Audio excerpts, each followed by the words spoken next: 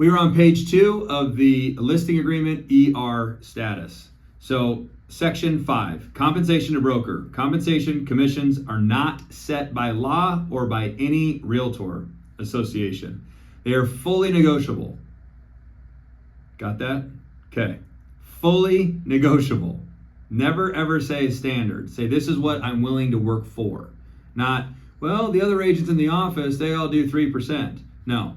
That needs to be deleted from your vocabulary. It needs to be, this is the amount that I am willing to invest in you and the sale of your home or the purchase of your home, and this is the amount that I'm willing to do it for. So if during the listing term, seller sells a property and the sale closes or the sale fails to close due to seller's breach of the terms of the residential purchase agreement and sale agreement, seller shall pay the following. What does that basically mean? If your seller sabotages their transaction and you've done your job, which is to secure a buyer, put the property under contract in escrow, and then they sabotage the sale, they can still be on the hook for paying you. Okay, so let's move to the next paragraph. The seller agrees to pay a commission of, this is what you guys discuss. This is what I am willing to work for, okay? 2.5%. Now remember, this is just, I say 2.5%. I'm a seller often, so that's why I can say that. The seller agrees to pay a commission of. This is only in regards to you and the seller. You don't put in here anymore a hypothetical scenario that the seller is going to offer compensation to the buyer. That is not in here. This is just between you and the seller. Am I clear on that? Yeah? Yep, okay. 100%. And or a flat fee. You could say, I'll do it for $5,000. I'll do it for $4,000. I'll do it for $100,000. You can put whatever you want there. Of the final sales price or lease amount to the listing broker upon the successful closing of the subject property.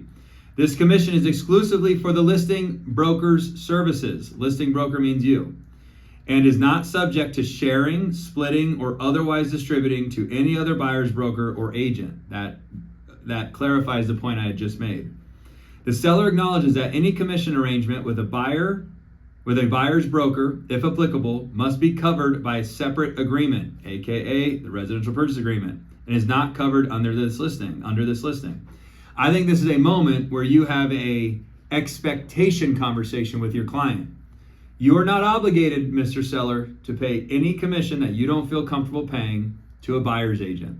However, what I think is important to communicate to you as an expectation, you can expect that when an offer is written, there will be a good chance that the buyer's agent will be asking for compensation paid by you.